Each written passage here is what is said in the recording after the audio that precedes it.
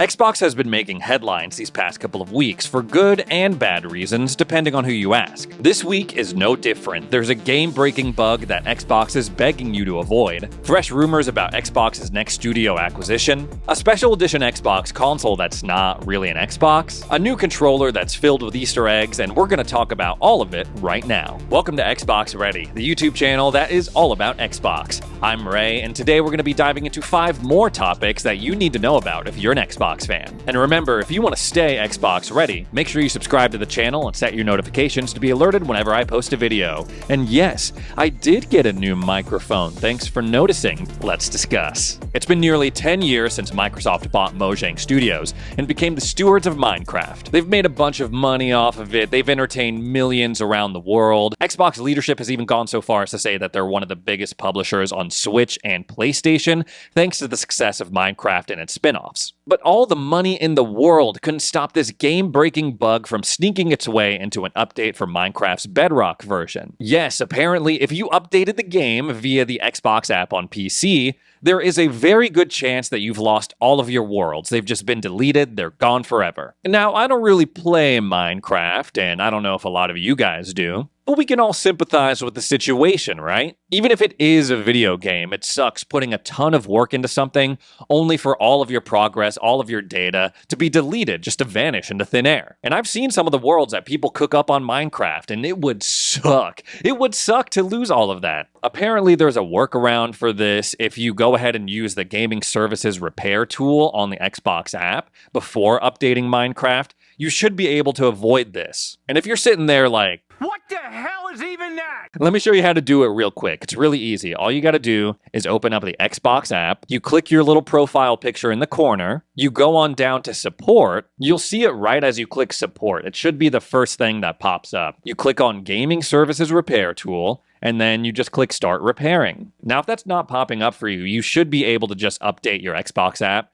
through the Microsoft Store and rerun it again, try it again, it should pop up. But even though there is a workaround for a lot of people, it's probably already too late. And going through the Twitter replies, apparently this is something that also happens on Xbox too. Worlds will just get deleted after they roll out an update. And it has me wondering, like, what is this beef that Xbox has with saved data? We just got through a multi-week saga involving a similar issue on Baldur's Gate 3, where people were loading up the game and finding that all of their progress was just deleted. Didn't matter if it was 10, 15, 20, 70 hours, people were just losing their save files.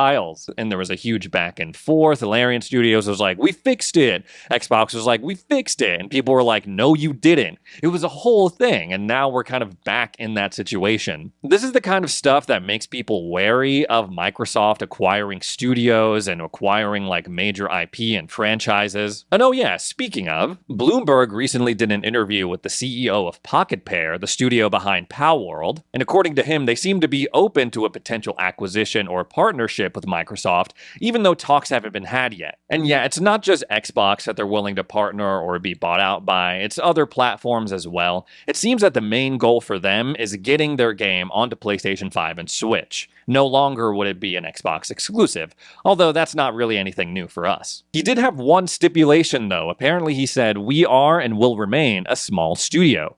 I want to make multiple small games. Big budget AAA games are just not for us. Now, about a month or two ago, or whenever Palworld released, I was pretty high on the idea of Xbox acquiring Pocket Pair. They don't really have a franchise quite like Palworld, so it could have rounded out the Xbox library pretty nicely. And of course, when early access for this game launched, it was massively popular.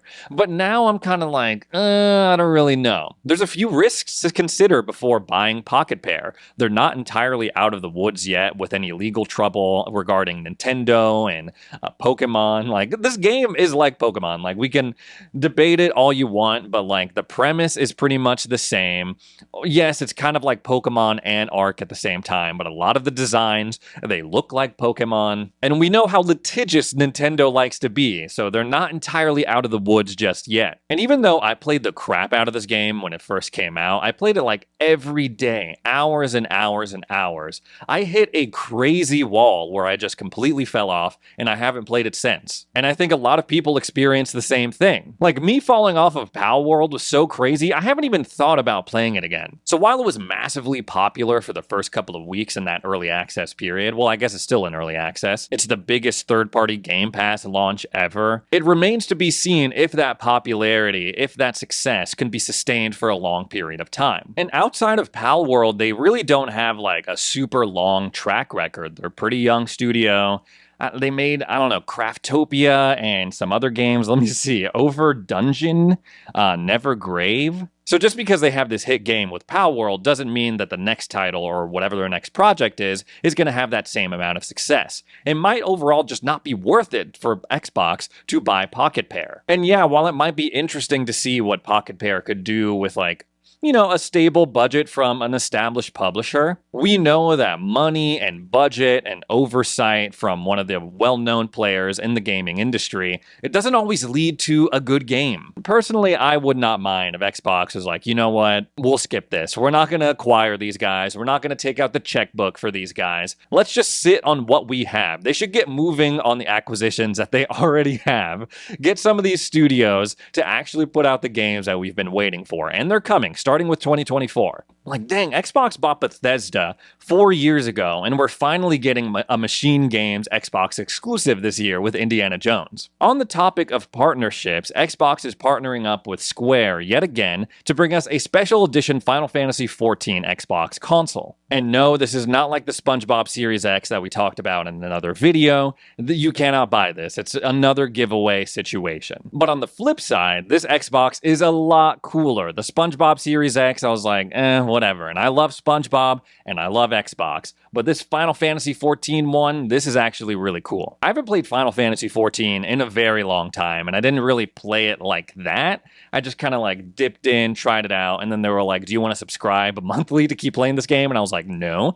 So I don't know how this design fits into the lore of the game, but it looks sick. It's got like these bangles hovering around over the console itself, got like a crystal base, and then it stands on top of like this really cool freaking pedestal. The controller and the color scheme, the blue and the gold, I'm really a fan of. But apparently this is not a functional Xbox. Someone looked into the terms and conditions and said that was intended as just an art piece for display. But if you're one of the people that wins this console, you will get an actual Xbox Series X, a functional one that you can use to actually play games with. And you'll also get 12 months of Game Pass Ultimate. This is another thing that at the beginning of this year I wouldn't think would be happening.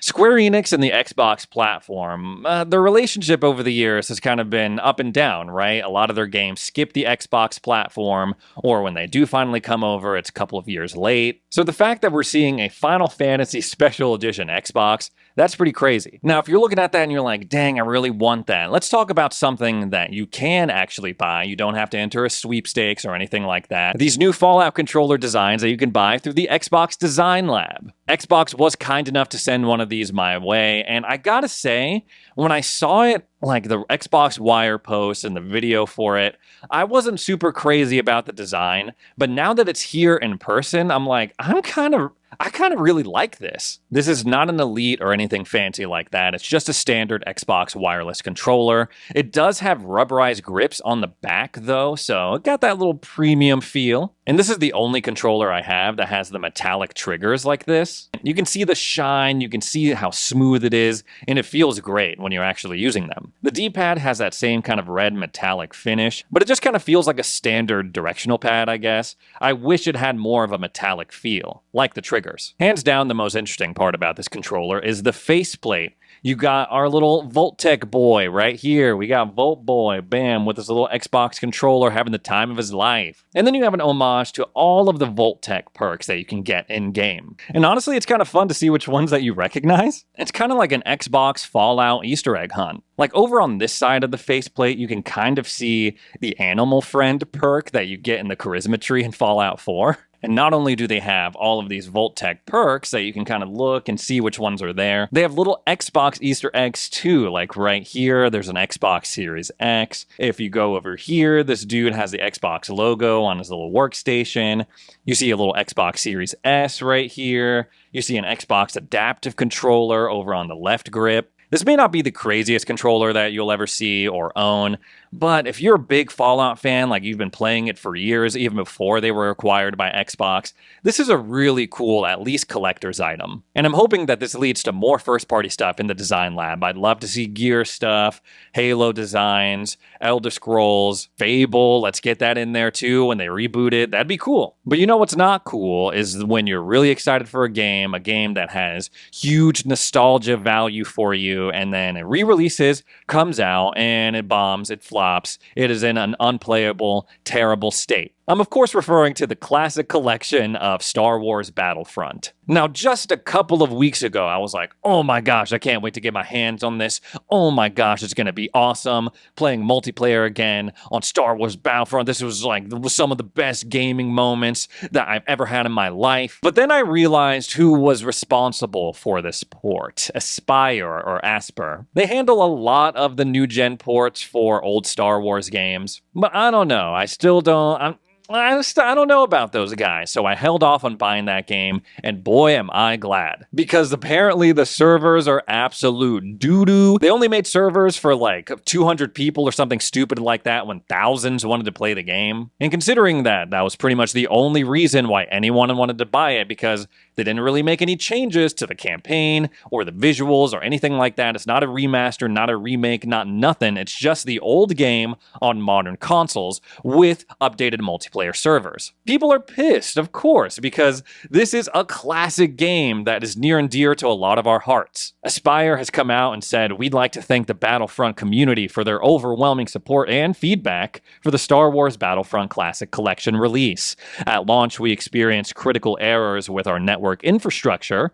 The result was incredibly high ping, matchmaking errors, crashes, and servers not appearing in the browser. Lions, tigers, bears, oh my. Since launch, we've been working to address these issues and increase network stability.